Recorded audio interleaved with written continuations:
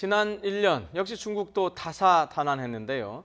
지난 1년 중국을 규정할 수 있는 키워드는 바로 시진핑이라는 이 이름 석자입니다. 가을에 열린 19차 당 대회를 통해서 명실상부한 1인 지배체제를 구축했습니다. 베이징 연결해서 자세히 알아보겠습니다. 박희천 특파원.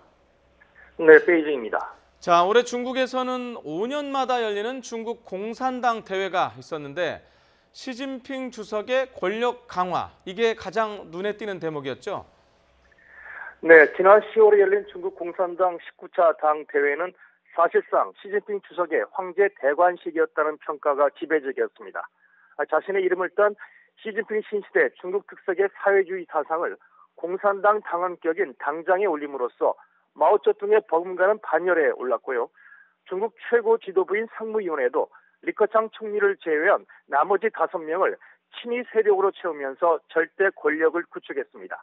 특히 관례를 깨고 후계자를 지명하지 않음으로써 총석이 임기가 끝나는 5년 뒤에도 계속 권력을 유지할 수 있는 길을 텄습니다. 또 하나 주목해야 할 게 오늘 2050년까지 중국을 세계 지도 국가로 우뚝 세우겠다는 비전을 제시한 건데요.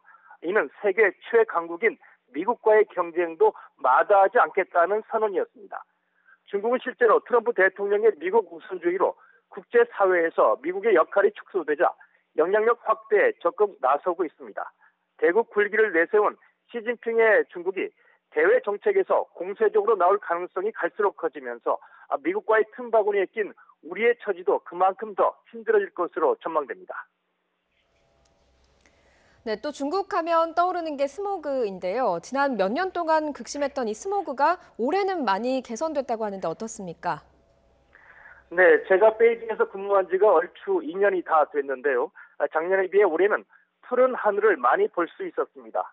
과거의 경우 난방이 시작되는 11월 중순 이후에는 스모그가 시도 때도 없이 찾아와서 굉장히 힘들었습니다. 마스크를 쓰는 날이 안 쓰는 날보다 훨씬 많았는데 이번 겨울에는 며칠 전에 한 번 쓴 것 말고는 마스크를 쓸 일이 없었습니다. 실제로 베이징 환경당국 조사 결과를 보면 지난달 베이징의 초미세먼지 농도가 지난해 같은 달보다 50% 이상 떨어지면서 최근 5년간 가장 낮은 수치를 기록했습니다. 네, 우리로서는 참 반가운 얘기인데 그런데 갑자기 이렇게 베이징의 대기질이 좋아진 이유가 뭔가요? 네, 일단 당국의 강력한 단속과 대기 오염 억제 정책을 꼽을 수 있겠습니다. 스모그가 심했던 수도권과 북부 지역을 중심으로 오염 물질을 배출하는 공장을 무더기로 폐쇄했고요. 겨울철 난방에 쓰였던 석탄의 사용을 금지하고 천연가스로 대체시켰습니다.